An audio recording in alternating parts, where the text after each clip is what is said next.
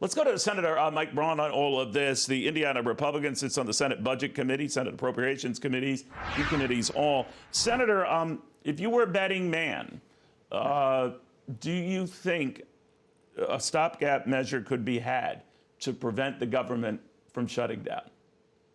This is going to be one of the most interesting things I've witnessed since I've been in the Senate, Neil. And it's in the context, you got to remember, that we run trillion-dollar deficits annually. And with this new baseline spending, those are soon to go to 1.5 trillion. And for all your viewers out there, divide that into what we spend each year, 4.5 trillion. That means the government is already routinely borrowing close to 25% of everything we spend.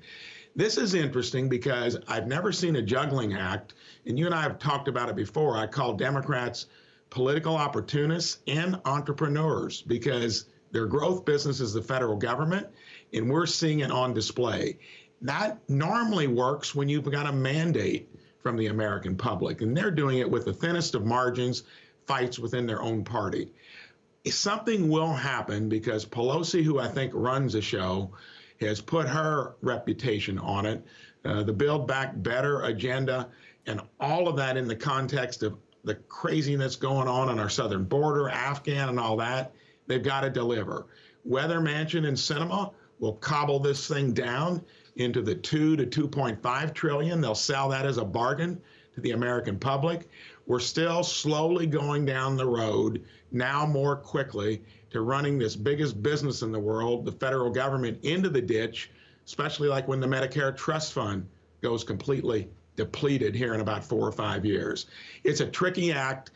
There's going to be a sugar high going into the elections in 2022 from all this largesse in spending.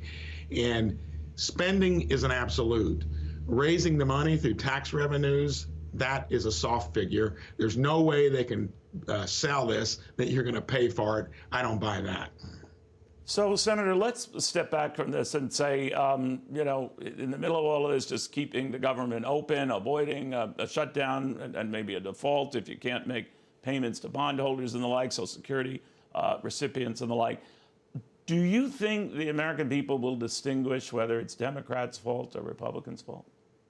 As much as the Democrats pay attention to polling and focus groups on everything that they do, that's already being shown. About a little under half the country thinks it's both parties' faults. And to be honest, Republicans have been in on the spending spree throughout this whole journey, even through the time I've been here.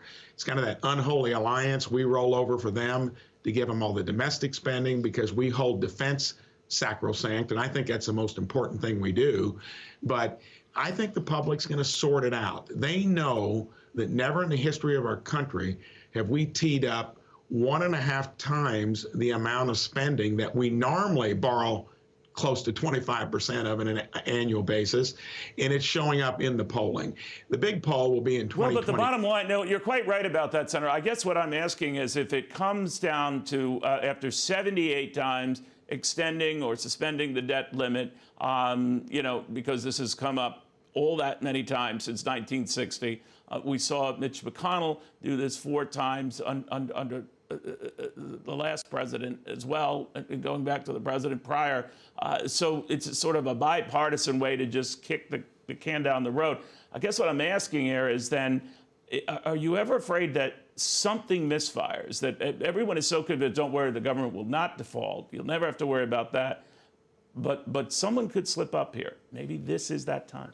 When you're spending political capital like they are, and maybe when we are spending it by now having an epiphany that enough is enough, sure, that can happen. But I think the biggest difference here is that everything we did during 2020 for the CARES Act and the related stuff due to COVID, strongly bipartisan. There wasn't a vote for the rescue bill that's already 1.9 trillion under the belt, only 10% of that was COVID.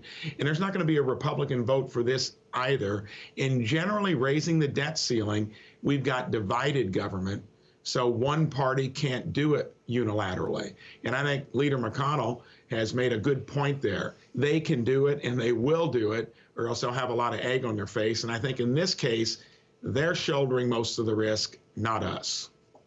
So finally, sir, you know, on big measures like the Trump tax cuts, all Republican votes, no Democratic votes. On the Affordable Care Act under President Obama, all Democrat votes, no Republican votes.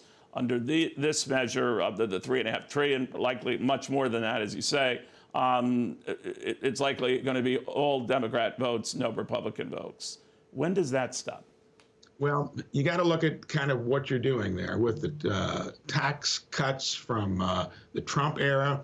We had the hottest economy pre-COVID, and the CBO was close to showing that that was paying for itself. Never have we put spending above and beyond the normal out there. And yes, you can make the argument both ways, and I'm one of the loudest senators about we got to rein it in, and Republicans and Democrats have both been guilty parties getting us to where we are. But this to me is different in the sense that it's orchestrated by one party and it's at a magnitude much larger than we've ever seen before. It's a debt bomb, an inflation bomb that is going to go off, and we're already seeing it. And I think that it'll all be sorted out in 2022 and hopefully give us the chance to have the reins again.